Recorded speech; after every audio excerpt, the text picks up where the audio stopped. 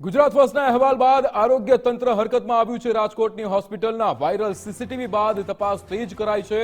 બાળક આયોગના ચેરપર્સન ધર્મિષ્ઠા ગજ્જરનું નિવેદન સામે આવ્યું। હોસ્પિટલના સીસીટીવી વાયરલ થવા એ ખૂબ જ નિંદનીય બાબત છે। ધર્મિષ્ઠા ગજ્જર દ્વારા નિવેદન આપવામાં આવ્યું। તેમણે કહ્યું કે રાજ્ય સરકાર આ મુદ્દે ગંભીરતાથી કાર્યરત છે। આવા કૃત્ય કરનાર સામે કડક કાર્યવાહી કરાશે। તમામ મહિલાઓ માટે અશોભનીય કૃત્ય છે। તમામ વિભાગોની ટીમ આરોપી પાછળ લાગી છે। આરોપીને યોગ્ય સજા મળે તે માટે સરકાર કટિબદ્ધ છે। હોસ્પિટલની બેદરકારી પણ છે તેવું નિવેદન ધર્મિષ્ઠા ગજ્જર દ્વારા આપવામાં આવ્યું। મહિલાઓની સારવાર દરમિયાન જે આખો વિડીયો છે તે સોશિયલ મીડિયા પર વાયરલ થયો છે। આ સમગ્ર ઘટનાને લઈને સાયબર ક્રાઇમ દ્વારા એક ફરિયાદ નોંધવામાં આવી છે।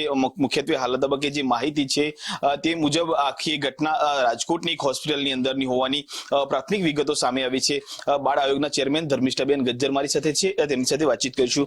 બેન, આખો મુદ્દો પ્રકાશમાં આવ્યો છે, કેવી રીતે જુઓ છો આખી ઘટનાને અને ખાસ કરીને શું કાર્યવાહી કરશું? ખરેખર જોવું તો એક મહિલાઓ માટે જે આ ઘટના બની છે એ ખૂબ જ અશોભનીય છે અને તમામ ગુજરાતની અને દેશની તમામ મહિલાઓ માટે ખૂબ જ અશોભનીય કહેવાય। અને જેને પણ આ કૃત્ય કર્યું છે એને સરકારથી લઈ તમામ વિભાગો, ગૃહ વિભાગ હોય, ક્રાઇમ વિભાગ હોય, સંપૂર્ણપણે ટીમ સતત એની પાછળ લાગેલી છે અને યોગ્ય ધોરણે એને યોગ્ય સજા, જેણે પણ આ કૃત્ય કર્યું છે એને યોગ્ય સજા મળે એના માટે અમે સૌ કટિબદ્ધ છીએ। ખાસ કરીને છેલ્લા 6 મહિનાથી આખું આ નેક્સસ ચાલી રહ્યું હતું અને ખાસ કરીને જે વિડીયો છે તે કોઈ પૈસા બાબતનો લઈને પણ આખી ઘટના છે તે સામે આવી છે। અલગ અલગ મુદ્દાઓ છે। સૌપ્રથમ આખો વિડીયો યુટ્યુબ પર મળ્યો, ત્યારબાદ તેની લિંક જોવી હોય તો વધારે લિંક જોવી હોય તો ટેલિગ્રામના માધ્યમથી અને સબસ્ક્રિપ્શનના આધારે, એટલે કે 900 રૂપિયાનું એક પેકેજ હતું। કોઈ પણ વ્યક્તિ જો હોય તો એના પરિજનની સારવાર કેવી રીતે ચાલે છે તે જોવા માટેનું, પરંતુ આવું ક્યાંય કોઈ કાયદામાં અથવા તો ક્યાંય જોગવાઈ મેડિકલ સાયન્સમાં પણ નથી અને મેડિકલના કાયદાઓમાં પણ નથી, પરંતુ હવે આખી ઘટના સામે આવી છે। શું પ્રથમ દર્શનની રીતે કાર્યવાહી થવી જોઈએ? શું માની રહ્યો છો? ખરેખર જે હોસ્પિટલમાં આ વસ્તુ ધ્યાને આવી છે એ ખૂબ જ ખોટી છે।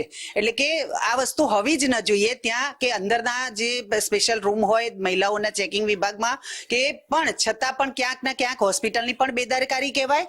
અને જે પણ ઘટના થઈ છે એમાં તમે જેમ કીધું એમ ક્યાંક ના ક્યાંક એવા કૃત્યો પણ અંદર સંડોવાયેલા હોય કે એવી ટીમ પણ ક્યાંક સંડોવાયેલી હોય હોસ્પિટલને બદનામ કરવા, કે ક્યાંક ના ક્યાંક મહિલાઓને લઈ અને સમગ્ર ગુજરાતની મહિલાઓ અને સરકાર સાથે ક્યાંક આવા ખોટા મેસેજ ફેલાવી અને સરકારને પણ ક્યાંક બદનામ કરવાના પ્રયત્નો કરી રહી હોય એવું અમારા ધ્યાને છે। પણ છતાં પણ સમગ્ર ટીમ જે કામે લાગેલી છે ને, યોગ્ય સજા એ જે કૃત્ય કરનારને થવી જોઈએ અને થશે।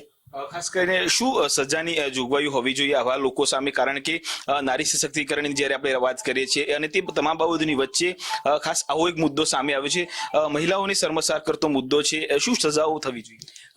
કાયદાની રીતે જે પણ એના જે એક્ટમાં આવે છે એ પ્રમાણે એને સજા થવી જોઈએ અને છતાં પણ આવી ગંભીર બાબતે યોગ્ય ધોરણે યોગ્ય નિર્ણય લઈ અને આકરામાં આકરી સજા આવા લોકોને થવી જોઈએ। બિલકુલ, ધર્મિષ્ઠાબેન ગજ્જર હતા, બાળ આયોગના ચેરમેન છે। તેઓ સ્પષ્ટપણે માની રહ્યા છે કે આવા લોકો સામે કડકમાં કડક ખાતે કાર્યવાહી થાય તે જરૂરી છે। કેમેરામેન જય જાની સાથે કલ્પિત ત્રિવેદી, ગુજરાત ફર્સ્ટ, અમદાવાદ।